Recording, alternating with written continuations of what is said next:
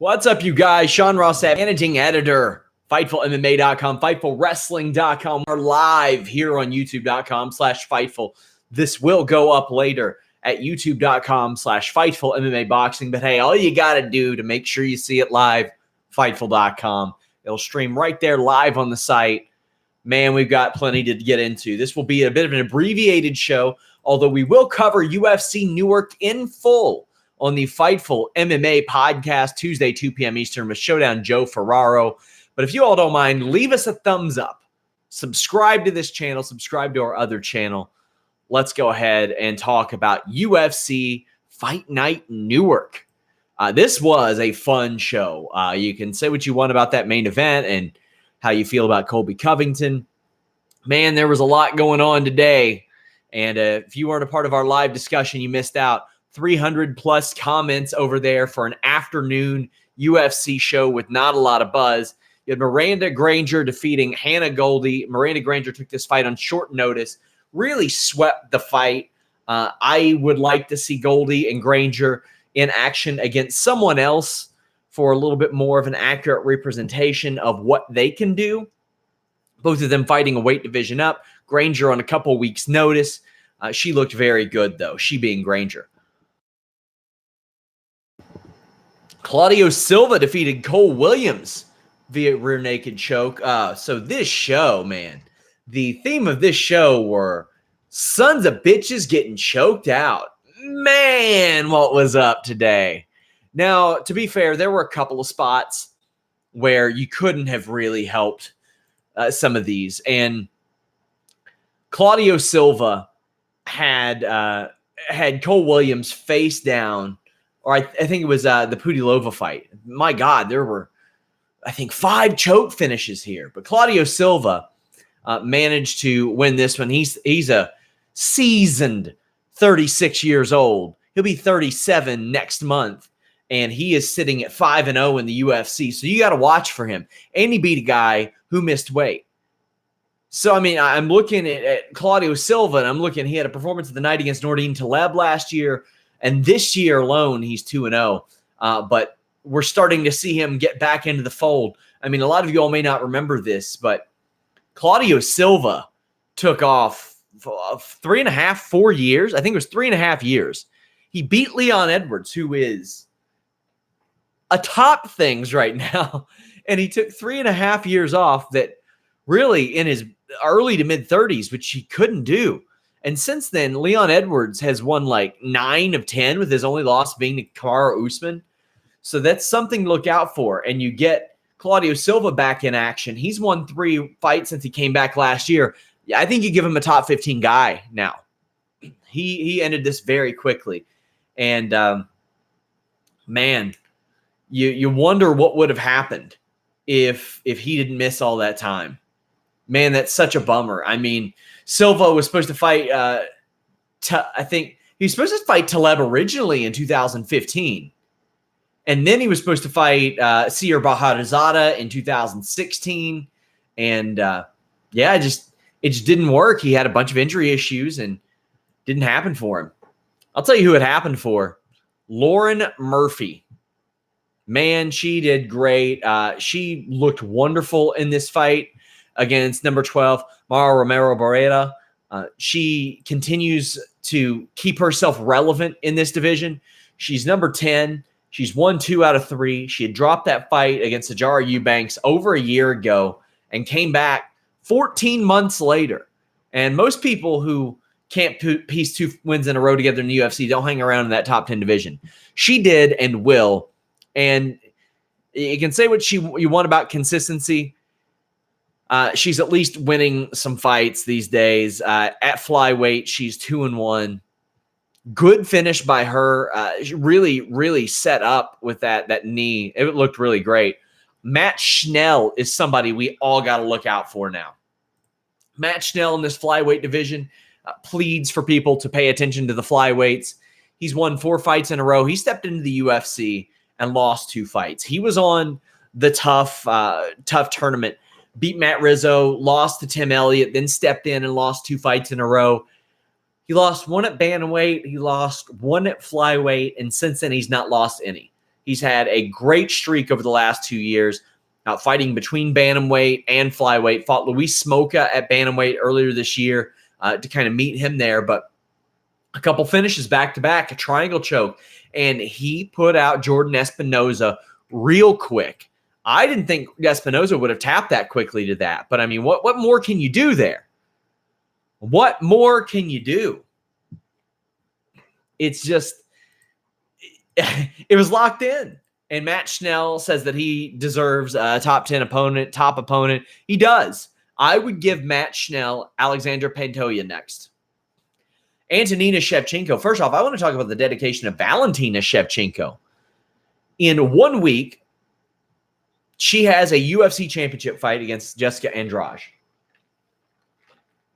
But a week away from that, she is on another continent. Remember, this fight's in Uruguay. She's on another continent, cornering her sister and doing some promo work for UFC. Your fave would never. Antonina Shevchenko looked very good. Pudilova being able to escape one of the arm bars that she escaped was very impressive. This looked good, but that rear naked choke got locked in, and Pudilova was face down. And you really couldn't see where it was, and Herb Dean let it go a little too long. There were some rough ref calls here, but Antonina Shevchenko keeps herself relevant. She'll probably pop back up in that top 15 division, but she looked really, really good and needed to here because, I mean, even though Valentina's a successful one, oops, sorry for hitting my mic there, Antonina Shevchenko is the older sister, a little more long in the tooth than Valentina, not as skilled as Valentina. Still skilled, not as skilled. Nothing wrong with that. Ain't nothing wrong with being Ozzy Canseco. You're not going to be as known as well as Jose, but hey, you might make it to the bigs still. Mickey Gaul defeated Celine-Hari. Before this fight, they were talking about Gaul's cardio. And he won this fight 29-28 all across. And they were like, oh yeah, his sister got him off his butt and started running. That's not promising. That ain't a good thing. Not good at all. He won via unanimous decision. He called out Diego Sanchez, who already beat him. No, we ain't doing that one again, buddy. We ain't doing that one. Kennedy Nzechukwu defeated Darko Stosic via unanimous decision. But let's be real. He sacrificed his nutsack. His nutsack to win this fight. And that he did. His balls are cooked. R.I.P. Kennedy Nzechukwu's balls. Woo! He's probably losing this fight if it wasn't for him getting kicked in the dick over and over again. What are you going to do, man? What are you going to do? I know what you all are going to do. Go watch Scott Holtzman and Dong Hyun Ma. Boy, this fight was good. This fight was fun. This fight was a blast. This is what you want. Like, here's the thing. Dong Hyun Ma missed weight, had to give up 20% of his purse. I don't know if he'll be eligible to win Fight of the Night now as a result, but man, that was good. That was good. And even if he's not, give that money to Scott Holtzman. Scott Holtzman did great. Scott Holtzman has been in the UFC for 3.5 years, and it's only his second finish. He's only started finishing fights in the last year. No. He finished one in 2015. His debut was then. Sorry, I was thinking Drew Dober was his debut fight. But, I mean, Scott Holtzman is a fella who was making, at least at the last point of his disclosed payout, was making, oh gosh, I want to say like 33 to show, 33 to win. He deserves that $50K, and he probably deserves that additional $50K that would have went to Dong Hyun Ma. This was awesome. Just them slugging it out, a real ball to watch. I mean, the thing is with Scott Holtzman, it's at least going to the end of the second round, no matter what. He has, in the UFC, every single fight of his has at least ended the second round. This one never went to the third, but his only other two finishes were that Alan Patrick KO with the elbows that were deep into the third, and then he had the submission that was about halfway into the third. Man, he looked really good too. I like Rob Amon's suggestion of Holtzman versus Makdessi. That's a hell of a fight. I like that one. He's won 4 out of his last 5. He's looked really, really good over the last 2.5 years in particular, since the Swanson-Lobov fight in Nashville. I think Makdessi would be the right one for him. Here's to hoping he gets that bonus as well. Gerald Meerschaert defeated Trev and Giles via a guillotine choke. I thought Trev and Giles was going to walk away with this when Gerald Meerschaert, for all intents and purposes, was fighting for his job. Trev and Giles, not so much. I know he's out of legacy and all that, but he came into the UFC with such a bang. He had that light heavyweight debut where he knocked out Bogdanovich and he beat Antonio Braga Neto later that year, but then he missed 1.5 years. And I don't know what happened in that 1.5 years for him, but it was not good. It was not good. And there's all this talk about the Herb Dean stoppages, man.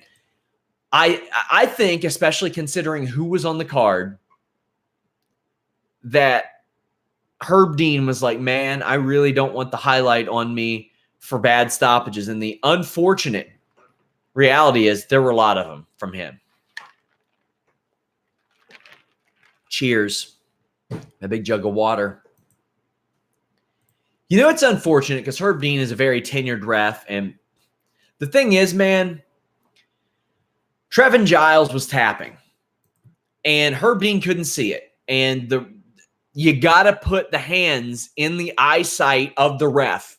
And no. I'm not talking about the fighter. The fighter did what he could. He tapped on one side. He tapped on the other side.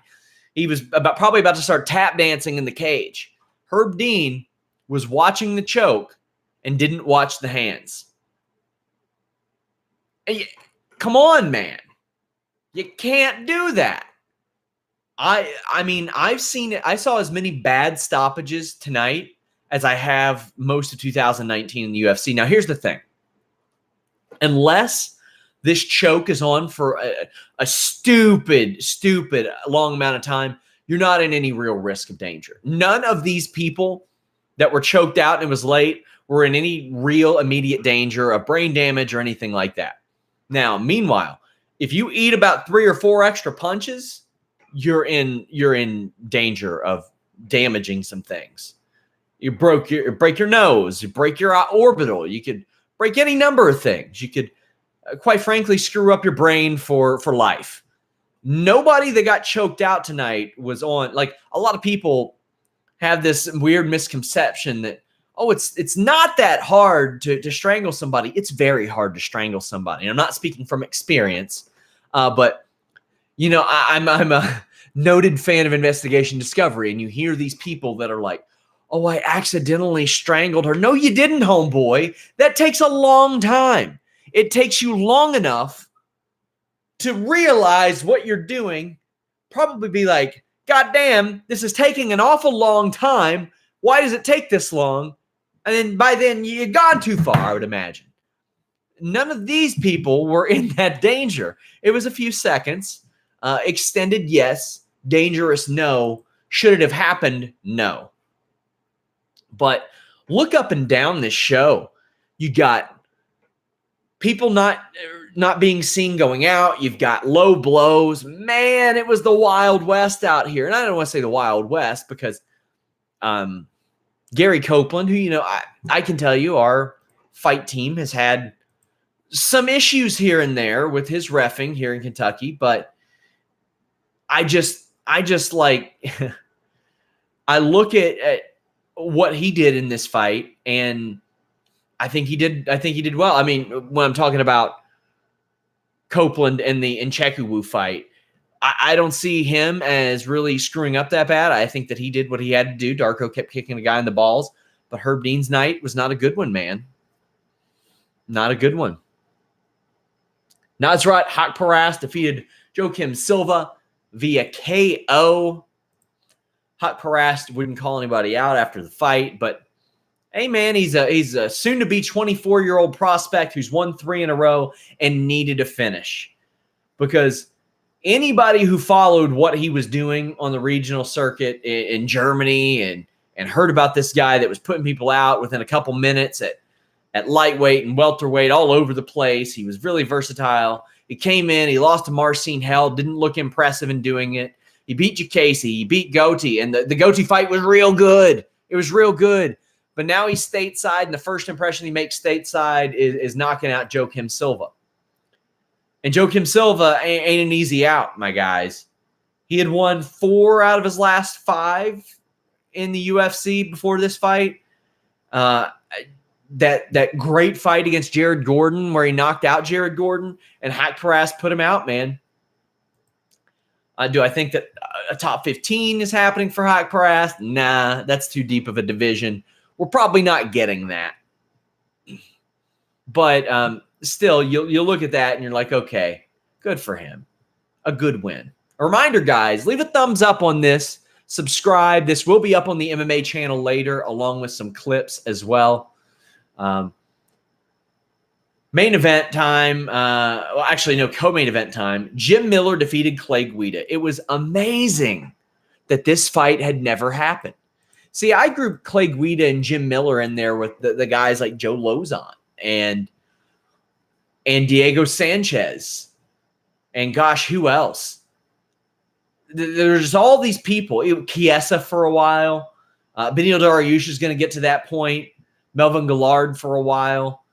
Charles Oliveira was there for a while. T-Bow was there for a while. Just these guys that were all around for like a decade, it seems, and all fought each other. But we had never had a Jim Miller versus Clay Guida fight. And goddamn was it good, man.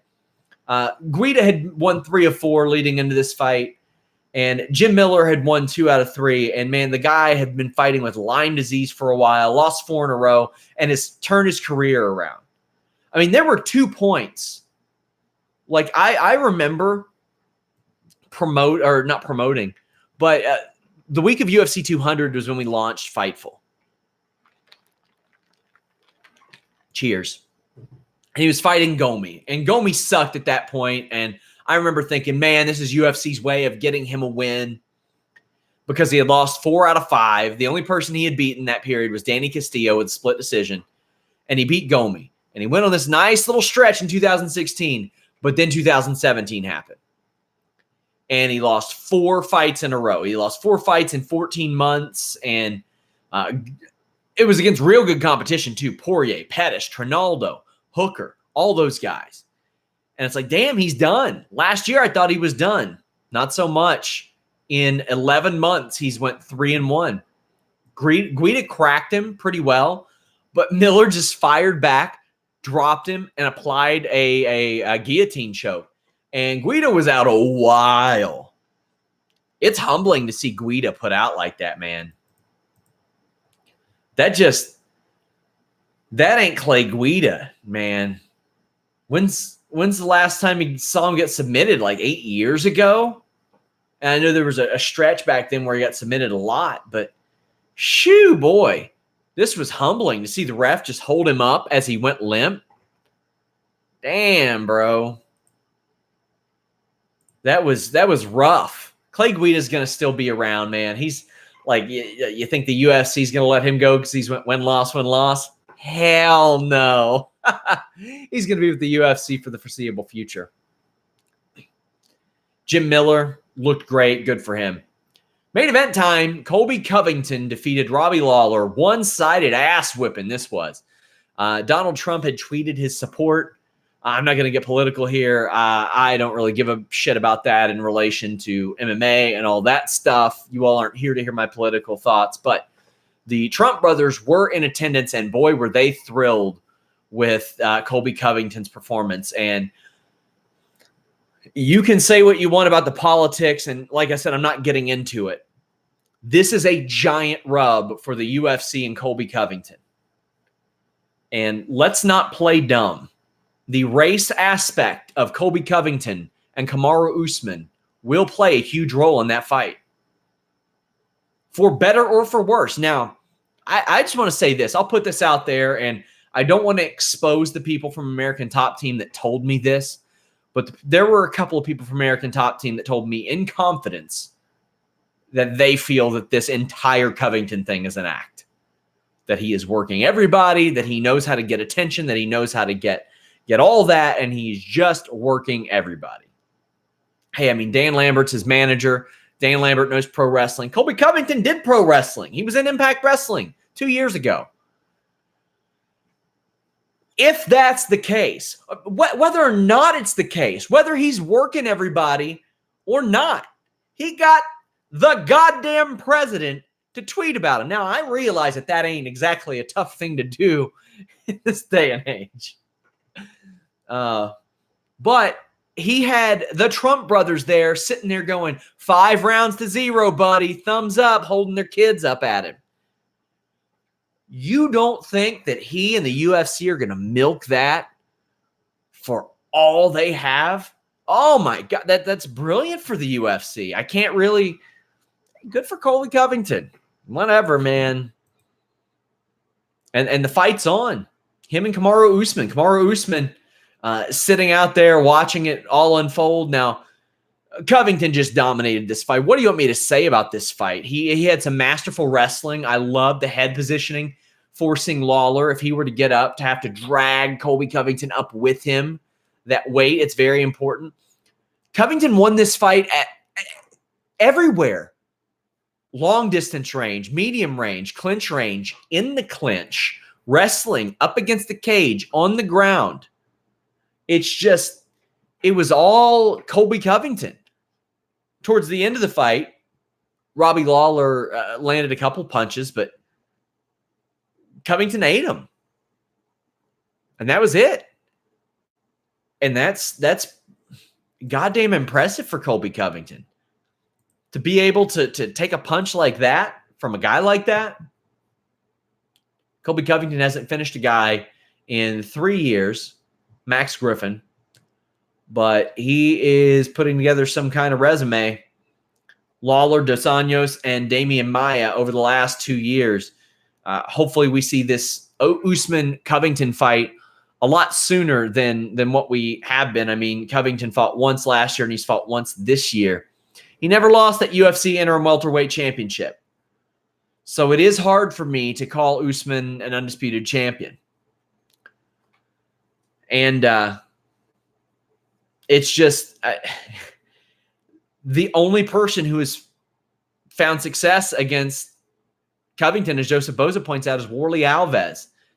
And that was in like a minute and a half several years ago. And let me tell you, that fight ain't happening that way this anymore. Colby Covington's real good. You can like him, you can hate him, you can do whatever you want in that regard. The man is really good at MMA. Is he better than Kamaru Usman at MMA? Well, I don't know.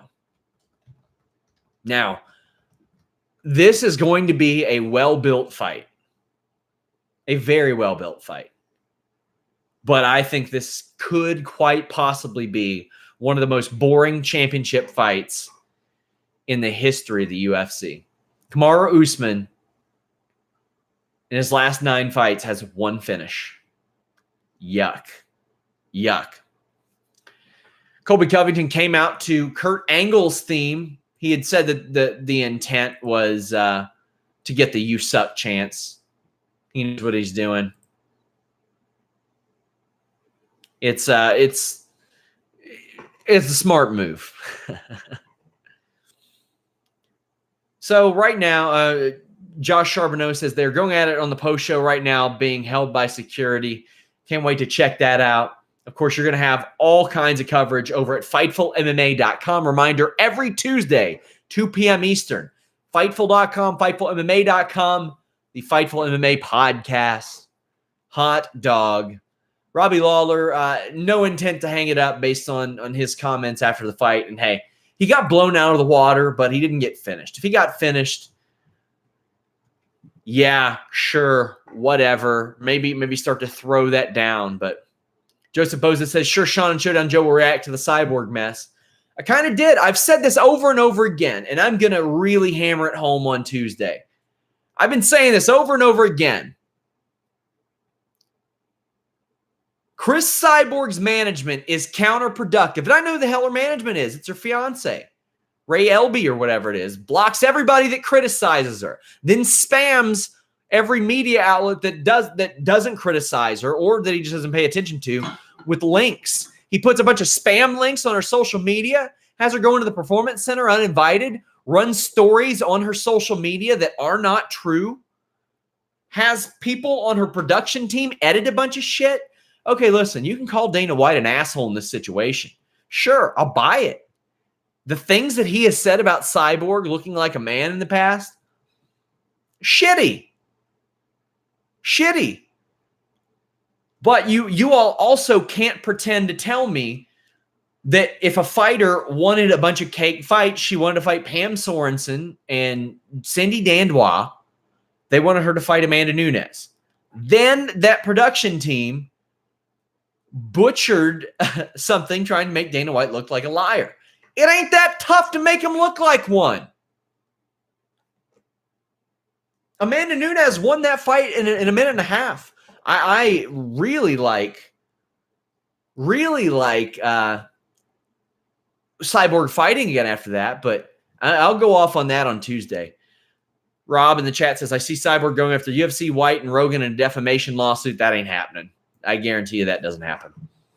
A reminder, guys, leave a thumbs up, subscribe. Until next time, we are out.